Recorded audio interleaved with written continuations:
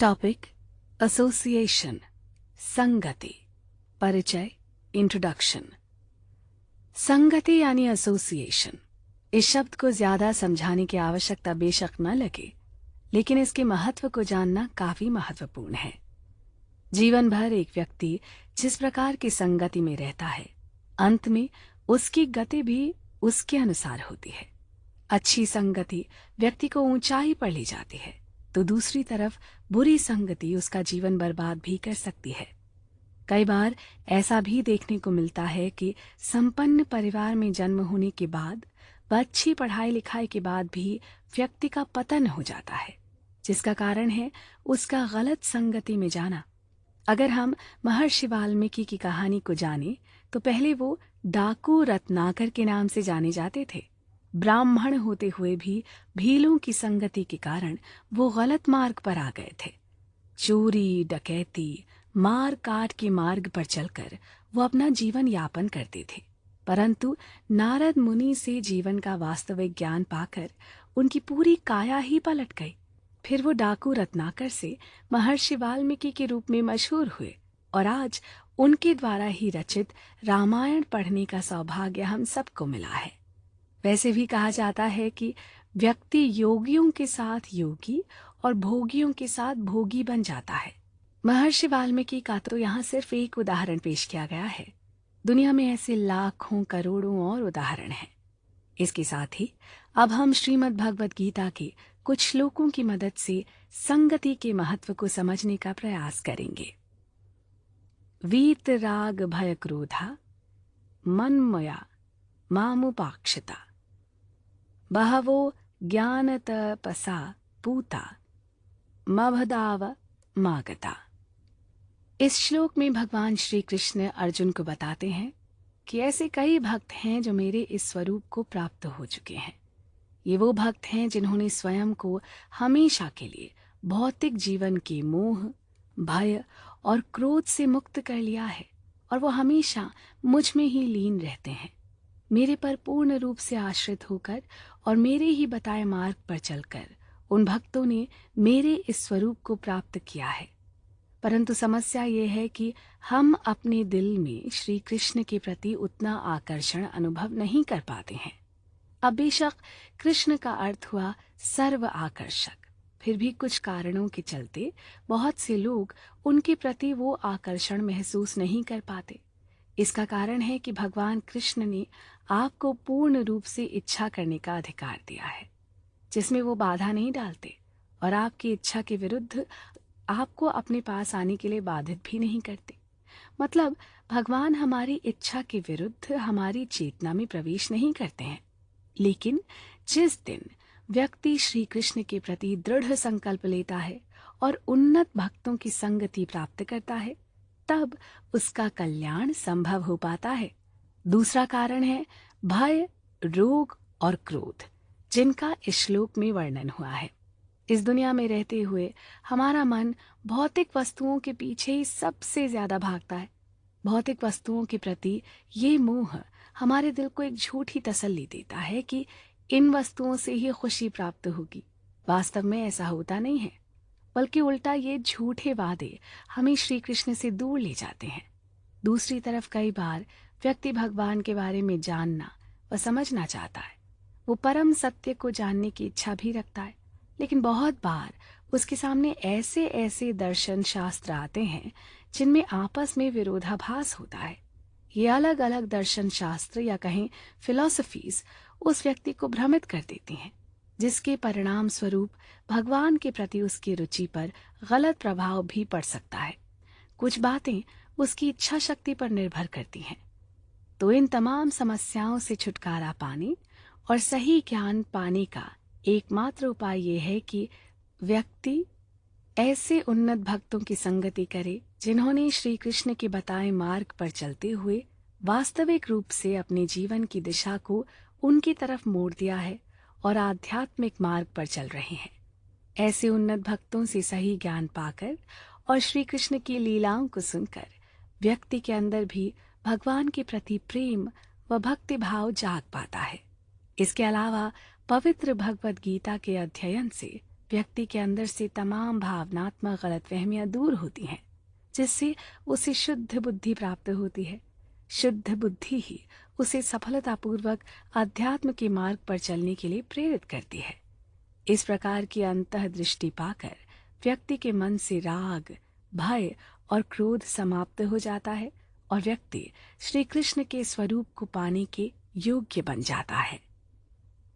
त्रिभि गुण मय भ्रोवैरभिः सर्वमिदं जगत् मोहितं नाभिजनाते मामेभ्यः परम व्ययम्। भगवान कृष्ण अर्जुन को इस श्लोक में बता रहे हैं कि प्रकृति के 3 गुणों के भाव से सारी दुनिया भ्रमित है और इनके प्रभाव के कारण ही जीव अविनाशी परमात्मा को भूल जाता है या कहीं उन्हें समझ नहीं पाता है। परमात्मा इन तीनों गुणों से परे हैं और भगवान कृष्ण के प्रेम को पाने के लिए इन तीनों भाव को त्यागना पड़ता है। इस श्लोक में भगवान कृष्ण ने स्पष्ट कहा है कि सारी दुनिया ही सतो, रजो व तमो गुण के प्रभाव से बंधी हुई है, लेकिन हर कोई बंधा होने के कारण इस अवस्था को सामान्य समझ बैठता है। वो सोचता है कि जो कुछ भी हो रहा है वो सबके साथ हो रहा है, वो कोई अकेला नहीं है। फिर वो इससे बाहर आने के लिए ज्यादा प्रयास नहीं करता। इस प्रकार जीव इस भौतिक संसार के जाल से बाहर निकलने के बजाय उसी में और उलझता जाता है। व्यक्ति कड़ी मेहनत करके अपने जीवन को बेहतर बनाने हेतु सामान जुटाता है ताकि जीवन में गरीबी, भुखमरी, लाचारी, बेबसी जैसे संकटों से खुद को आजाद कर सके। लेकिन अंत में होता यह है कि उसके द्वारा जमा की गई सारी सामग्रियां ही उसको बांध देती हैं। यहाँ व्यक्ति जिसे अपनी आजादी समझने की गलती करता है, वो वास्तव में उसके बंधन का कारण बन जाती है। ऐसे में व्यक्ति को उन गुरुओं, संतों व महात्माओं की संगति या कहीं शरण में जाना होगा जिन्होंने अध्यात्म के मार्ग पर चलते हुए अपनी बुद्धि को शुद्ध कर लिया है, साथ ही श्री कृष्ण का ध्यान करते हुए हमेशा खुश रहते हैं। ऐसे शुद्ध गुरु संत ही वास्तविक प्रसन्नता का अर्थ बता सकते हैं। साथ ही लगातार पवित्र भगवद गीता के अध्ययन से व्यक्ति जान पाता है कि आखिर वास्तविक प्रसन्नता और स्वतंत्रता है क्या, जिसका अनुभव वो भक्ति मार्ग पर चलकर ही प्राप्त कर सकता है। तभी वो समझ पाएगा कि भौतिक जीवन में चाहे जितना मर्जी ऐश्वर्य जमा कर लिया जाए, वो मात्र छलावा है और उसके दुखों का कारण भी है। भक्ति मार्ग पर चलकर प्राप्त किए नित्य स्थिर रहना तथा तत्व ज्ञान को पूर्ण रूप से समझना, ये सब ज्ञान है, और जो इसके विपरीत है वो अज्ञान है। व्यक्ति अपनी अज्ञानता के कारण ही जीवन में दुखों का सामना करता है। इन श्लोकों के क्रम में अगर हम विशेष रूप से श्लोक 10 और 11 को देखें तो उसमें श्री कृष्ण ने एकांत स्थान पर रहने, जन समुदाय में अरुचि रखने के साथ ही आध्यात्म ज्ञान में नित्य स्थिति रहने की बात कही है। लेकिन आमतौर पर साधु संतों या कहीं आध्यात्मिकता के मार्ग पर काफी आगे निकल चुके व्यक्ति को छोड़कर एक बड़ी संख्या में लोग एकांत में रहने से डरते हैं। उन्हें किसी न किसी का साथ चाहिए होता है। तो यहाँ संगति का अर्थ भी समझ आता है। जब व्यक्ति भौतिकता में लिप्त लोगों का संग करेगा तो उसके मन में भी वैसी ही छाप पड़ेगी, जिसके परिणाम स्वरूप वो जन्म मरण के चक्र से मुक्त नहीं हो सकेगा। ऐसे में माया से खुद की रक्षा करने हेतु उसे आध्यात्मिक मार्ग पर चलने वाले भगवान कृष्ण के भक्तों के संग में आना पड़ेगा। लेकिन ऊपर श्लोक में तो एकांत स्थान में रहने की इच्छा की बात हुई थी। दरअसल जब भौतिक जीवन से बुरी तरह आसक्त व्यक्ति अचानक से एकांत में रहने का सोच भी ले तो भी उसकी समस्या खत्म नहीं होने वाली। इसका कारण ये होता है कि अकेले में फिर उसका मन उसे अतीत के अनुभवों की याद दिलाने लगता है। अनियंत्रित मन दुश्मन के समान कार्य करता है और अंदर बैठा ये दुश्मन भौतिक विषय वस्तुओं जैसे बाहरी तत्वों से ज्यादा खतरनाक होता है। ऐसे में भक्तों की संगति हमें संभाल कर रखती है। जब भी हमारा मन माया के पीछे भागता है तब कोई ना कोई भक्त हमें सचेत करके वापस आध्यात्म के सही मार्ग पर ले आता है। लेकिन यहाँ भी एक सवाल उठता है कि आखिर कब तक आप ऐसे भक्तों की संगति में रह पाते हैं। इनकी संगति से अलग होते ही फिर व्यक्ति माया के हाथ में फंस जाता है। हालांकि एकांत में रहने और भक्तों की संगति में रहने से काफी मदद मिलती है, लेकिन एक उपाय है जो सबसे उत्तम है। वो उपाय है मन को अपने नियंत्रण में करना। अनियंत्रित मन को नियंत्रित करना बेशक आसान न लगे, लेकिन नियमित रूप से प्रयास करके ये भी संभव हो जाता है। मन को नियंत्रित करने के लिए व्यक्ति खुद को भगवान की भक्ति सेवा में लगाए। भक्ति भाव से किए गए दूसरे रचनात्मक कार्यों से भी उसके अंदर श्री कृष्ण के प्रति प्रेम भाव आता है। साथ ही मन के नियंत्रित हो जाने से व्यक्ति बार बार परेशान या दुखी नहीं होता। वो हमेशा आनंद का अनुभव कर पाता है। खुशी या कहें आनंद की ही हर जीव को तलाश है। जो भी अपने काम को भक्तिपूर्ण रूप से व्यस्त रखने का प्रयास करता है और इसकी जिम्मेदारी लेता है, वो निसंदेह ही अध्यात्म के मार्ग पर उन्नति करते हुए श्री कृष्ण की कृपा पाता है। ईश्वर सर्वभूतानम हृदयेषुर्न तिष्ठति भ्राम्यन सर्वभूतानि यत्रारूढ़ानि मयया। भगवान कृष्ण अर्जुन को बताते हैं कि परमेश्वर हर जीव में स्थित है और वो अपनी माया शक्ति से शरीर रूपी यंत्र पर सवार होकर सभी जीवों को उनके स्वभाव के अनुसार भ्रमण करवाते हैं। इससे एक बात बिल्कुल स्पष्ट है कि कोई भी जीव स्वतंत्र नहीं है। हर किसी पर परमेश्वर या कहीं श्री कृष्ण का नियंत्रण है। जीव को जब इंसान का शरीर मिलता है तो वो इंसान के स्वभाव अनुसार कर्म करता है, और जब उसे कुत्ते या बिल्ली का शरीर मिलता है तब वो उस स्वभाव के अनुसार कर्म करता है। हर जीव को उसकी पूर्व इच्छाओं के चलते एक खास शरीर मिलता है जिसकी मदद से वो अपनी उन इच्छाओं को पूरा कर सके। ये पूरी व्यवस्था भगवान के नियंत्रण में है। वही जीव के अंतःकरण में वास करते हुए उसको हर कार्य के लिए निर्देश देते हैं। अब यहाँ एक प्रश्न आ सकता है कि अगर भगवान हम सबके दिल में हैं तो भला हर कोई भक्त क्यों नहीं बन जाता और पूर्ण रूप से श्री कृष्ण की भक्ति क्यों नहीं करता?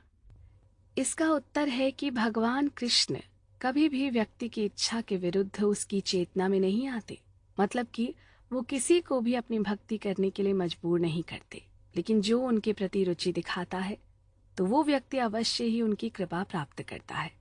भगवान ने व्यक्ति को चुनाव करने की स्वतंत्रता प्रदान की है। अगर कोई भक्ति नहीं करना चाहता तो भगवान इसमें हस्तक्षेप नहीं करते, फिर भी हमेशा उसका कल्याण ही चाहते हैं। दूसरी बात ये कि इस भौतिक संसार के जाल में इंसान फंस चुका है। आत्मा ने इस शरीर, मन और इंद्रियों की मांग को अपना समझ लिया और इसी में लिप्त हो गई। लेकिन आत्मा को असली खुशी तभी मिलती है जब वो परमात्मा के संपर्क में आती है। तो इसके लिए ही भगवत गीता में भक्ति मार्ग को सबसे उत्तम विधि बताया गया है। परंतु भक्ति मार्ग पर चलते हुए बहुत बार व्यक्ति को नीरसता व उदासी का अनुभव होता है, जिस कारण उसका मन श्री कृष्ण में ना लगकर भौतिक विषय वस्तुओं के पीछे ज्यादा भागता है। ऐसे में भक्ति करना बड़ा कठिन लगता है। व्यक्ति अपने पिछले भौतिक परिस्थितियों के प्रभाव के कारण ऐसा अनुभव करता है। फिर भी जो व्यक्ति नीरसता व उदासी के अनुभव के बाद भी भक्ति में लगातार प्रयास करता है तो स्वयं भगवान कृष्ण उसकी मदद करते हैं। भगवान कृष्ण हमारे हृदय में बैठकर हमारे सारे प्रयासों को देख रहे होते हैं। ऐसे में जब कोई उन्हें पाने हेतु प्रयास करता है और सच्चे दिल से श्री कृष्ण से प्रार्थना करता है तो वो खुद जीव की मदद करने आते हैं। श्री कृष्ण जीव की चेतना को शुद्ध करते हुए उसे भक्ति मार्ग पर चलने की शक्ति प्रदान करते हैं, यानी उसे भौतिक संसार की समस्या का सामना करने की क्षमता देते हैं, जिससे जीव उनके प्रभाव को आसानी से सहन करते हुए भक्ति में दृढ़ता से आगे बढ़ सकता है। कुल मिलाकर जब व्यक्ति विपरीत परिस्थितियों में भी अपनी भक्ति को कायम रखता है तो वो अवश्य ही भगवान कृष्ण की कृपा का पात्र बन जाता है। इस काम के लिए व्यक्ति को उचित संगति में रहने की जरूरत है। उसे ऐसे लोगों के बीच रहने की जरूरत है जो भौतिक विषय वस्तुओं के लालच से उसे सचेत कर सके, ताकि व्यक्ति फिसल कर फिर से माया के जाल में न फंस जाए। और स्वयं भगवत गीता जैसे पवित्र ग्रंथ की रोजाना संगति करने से जीव की चेतना धीरे धीरे शुद्ध होने लगती है। इस बात को एक छोटे से उदाहरण से समझा जा सकता है। जैसे कि नेटवर्क एरिया में होने से व्यक्ति मोबाइल पर ठीक से किसी से भी बात कर सकता है। ऐसे ही आध्यात्मिक नेटवर्क है जो ग्रंथ, शास्त्र, भक्त गुरु, संत आदि जैसे स्थानों पर मिलता है। इनकी संगति में रहकर जीव आध्यात्मिक उन्नति कर सकता है और जीवन के वास्तविक लक्ष्य श्री कृष्ण को समझ सकता है। इस संगति में आकर ही व्यक्ति जीवन के असली सुख को अनुभव कर पाता है, जो सुख कभी खत्म नहीं होता है। तो किसकी संगति में रहना है, यह आपकी पसंद पर निर्भर करता है, क्योंकि श्री कृष्ण ने जीव को चयन करने की पूर्ण स्वतंत्रता दी है। में नित्य स्थिर रहना तथा तत्व ज्ञान को पूर्ण रूप से समझना, ये सब ज्ञान है, और जो इसके विपरीत है वो अज्ञान है। व्यक्ति अपनी अज्ञानता के कारण ही जीवन में दुखों का सामना करता है। इन श्लोकों के क्रम में अगर हम विशेष रूप से श्लोक 10 और 11 को देखें तो उसमें श्री कृष्ण ने एकांत स्थान पर रहने, जन समुदाय में अरुचि रखने के साथ ही आध्यात्म ज्ञान में नित्य स्थिति रहने की बात कही है। लेकिन आमतौर पर साधु संतों या कहीं आध्यात्मिकता के मार्ग पर काफी आगे निकल चुके व्यक्ति को छोड़कर एक बड़ी संख्या में लोग एकांत में रहने से डरते हैं। उन्हें किसी न किसी का साथ चाहिए होता है। तो यहाँ संगति का अर्थ भी समझ आता है। जब व्यक्ति भौतिकता में लिप्त लोगों का संग करेगा तो उसके मन में भी वैसी ही छाप पड़ेगी, जिसके परिणाम स्वरूप वो जन्म मरण के चक्र से मुक्त नहीं हो सकेगा। ऐसे में माया से खुद की रक्षा करने हेतु उसे आध्यात्मिक मार्ग पर चलने वाले भगवान कृष्ण के भक्तों के संग में आना पड़ेगा। लेकिन ऊपर श्लोक में तो एकांत स्थान में रहने की इच्छा की बात हुई थी। दरअसल जब भौतिक जीवन से बुरी तरह आसक्त व्यक्ति अचानक से एकांत में रहने का सोच भी ले तो भी उसकी समस्या खत्म नहीं होने वाली। इसका कारण यह होता है कि अकेले में फिर उसका मन उसे अतीत के अनुभवों की याद दिलाने लगता है। अनियंत्रित मन दुश्मन के समान कार्य करता है और अंदर बैठा ये दुश्मन भौतिक विषय वस्तुओं जैसे बाहरी तत्वों से ज्यादा खतरनाक होता है। ऐसे में भक्तों की संगति हमें संभाल कर रखती है। जब भी हमारा मन माया के पीछे भागता है तब कोई ना कोई भक्त हमें सचेत करके वापस आध्यात्म के सही मार्ग पर ले आता है। लेकिन यहाँ भी एक सवाल उठता है कि आखिर कब तक आप ऐसे भक्तों की संगति में रह पाते हैं। इनकी संगति से अलग होते ही फिर व्यक्ति माया के हाथ में फंस जाता है। हालांकि एकांत में रहने और भक्तों की संगति में रहने से काफी मदद मिलती है, लेकिन एक उपाय है जो सबसे उत्तम है। वो उपाय है मन को अपने नियंत्रण में करना। अनियंत्रित मन को नियंत्रित करना बेशक आसान न लगे, लेकिन नियमित रूप से प्रयास करके ये भी संभव हो जाता है। मन को नियंत्रित करने के लिए व्यक्ति खुद को भगवान की भक्ति सेवा में लगाए। भक्ति भाव से किए गए दूसरे रचनात्मक कार्यों से भी उसके अंदर श्री कृष्ण के प्रति प्रेम भाव आता है। साथ ही मन के नियंत्रित हो जाने से व्यक्ति बार बार परेशान या दुखी नहीं होता। वो हमेशा आनंद का अनुभव कर पाता है। खुशी या कहें आनंद की ही हर जीव को तलाश है। जो भी अपने काम को भक्तिपूर्ण रूप से व्यस्त रखने का प्रयास करता है और इसकी जिम्मेदारी लेता है, वो निसंदेह ही अध्यात्म के मार्ग पर उन्नति करते हुए श्री कृष्ण की कृपा पाता है। ईश्वर सर्वभूतानम हृदयेषजुर्न तिष्ठति भ्राम्यन सर्वभूतानि यत्रारूढ़ानि मयया। भगवान कृष्ण अर्जुन को बताते हैं कि परमेश्वर हर जीव में स्थित है और वो अपनी माया शक्ति से शरीर रूपी यंत्र पर सवार होकर सभी जीवों को उनके स्वभाव के अनुसार भ्रमण करवाते हैं। इससे एक बात बिल्कुल स्पष्ट है कि कोई भी जीव स्वतंत्र नहीं है। हर किसी पर परमेश्वर या कहीं श्री कृष्ण का नियंत्रण है। जीव को जब इंसान का शरीर मिलता है तो वो इंसान के स्वभाव अनुसार कर्म करता है, और जब उसे कुत्ते या बिल्ली का शरीर मिलता है तब वो उस स्वभाव के अनुसार कर्म करता है। हर जीव को उसकी पूर्व इच्छाओं के चलते खास शरीर मिलता है, जिसकी मदद से वो अपनी उन इच्छाओं को पूरा कर सके। ये पूरी व्यवस्था भगवान के नियंत्रण में है। वही जीव के अंतःकरण में वास करते हुए उसको हर कार्य के लिए निर्देश देते हैं। अब यहाँ एक प्रश्न आ सकता है कि अगर भगवान हम सबके दिल में हैं तो भला हर कोई भक्त क्यों नहीं बन जाता और पूर्ण रूप से श्री कृष्ण की भक्ति क्यों नहीं करता? इसका उत्तर है कि भगवान कृष्ण कभी भी व्यक्ति की इच्छा के विरुद्ध उसकी चेतना में नहीं आते। मतलब कि वो किसी को भी अपनी भक्ति करने के लिए मजबूर नहीं करते, लेकिन जो उनके प्रति रुचि दिखाता है तो वो व्यक्ति अवश्य ही उनकी कृपा प्राप्त करता है। भगवान ने व्यक्ति को चुनाव करने की स्वतंत्रता प्रदान की है। अगर कोई भक्ति नहीं करना चाहता तो भगवान इसमें हस्तक्षेप नहीं करते, फिर भी हमेशा उसका कल्याण ही चाहते हैं। दूसरी बात ये कि इस भौतिक संसार के जाल में इंसान फंस चुका है। आत्मा ने इस शरीर, मन और इंद्रियों की मांग को अपना समझ लिया और इसी में लिप्त हो गई। लेकिन आत्मा को असली खुशी तभी मिलती है जब वो परमात्मा के संपर्क में आती है। तो इसके लिए ही भगवत गीता में भक्ति मार्ग को सबसे उत्तम विधि बताया गया है। परंतु भक्ति मार्ग पर चलते हुए बहुत बार व्यक्ति को नीरसता व उदासी का अनुभव होता है, जिस कारण उसका मन श्री कृष्ण में ना लगकर भौतिक विषय वस्तुओं के पीछे ज्यादा भागता है। ऐसे में भक्ति करना बड़ा कठिन लगता है। व्यक्ति अपने पिछले भौतिक परिस्थितियों के प्रभाव के कारण ऐसा अनुभव करता है। फिर भी जो व्यक्ति नीरसता व उदासी के अनुभव के बाद भी भक्ति में लगातार प्रयास करता है तो स्वयं भगवान कृष्ण उसकी मदद करते हैं। भगवान कृष्ण हमारे हृदय में बैठकर हमारे सारे प्रयासों को देख रहे होते हैं। ऐसे में जब कोई उन्हें पाने हेतु प्रयास करता है और सच्चे दिल से श्री कृष्ण से प्रार्थना करता है तो वो खुद जीव की मदद करने आते हैं। श्री कृष्ण जीव की चेतना को शुद्ध करते हुए उसे भक्ति मार्ग पर चलने की शक्ति प्रदान करते हैं, यानी उसे भौतिक संसार की समस्या का सामना करने की क्षमता देते हैं, जिससे जीव उनके प्रभाव को आसानी से सहन करते हुए भक्ति में दृढ़ता से आगे बढ़ सकता है।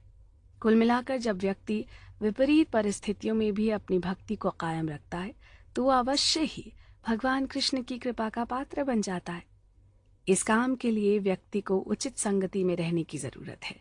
उसे ऐसे लोगों के बीच रहने की जरूरत है जो भौतिक विषय वस्तुओं के लालच से उसे सचेत कर सके, ताकि व्यक्ति फिसल कर फिर से माया के जाल में न फंस जाए। और स्वयं भगवत गीता जैसे पवित्र ग्रंथ की रोजाना संगति करने से जीव की चेतना धीरे धीरे शुद्ध होने लगती है। इस बात को एक छोटे से उदाहरण से समझा जा सकता है। जैसे कि नेटवर्क एरिया में होने से व्यक्ति मोबाइल पर ठीक से किसी से भी बात कर सकता है। ऐसे ही आध्यात्मिक नेटवर्क है जो ग्रंथ, शास्त्र, भक्त, गुरु, संत आदि जैसे स्थानों पर मिलता है। इनकी संगति में रहकर जीव आध्यात्मिक उन्नति कर सकता है और जीवन के वास्तविक लक्ष्य श्री कृष्ण को समझ सकता है। इस संगति में आकर ही व्यक्ति जीवन के असली सुख को अनुभव कर पाता है, जो सुख कभी खत्म नहीं होता है। तो किसकी संगति में रहना है यह आपकी पसंद पर निर्भर करता है, क्योंकि श्री कृष्ण ने जीव को चयन करने की पूर्ण स्वतंत्रता दी है।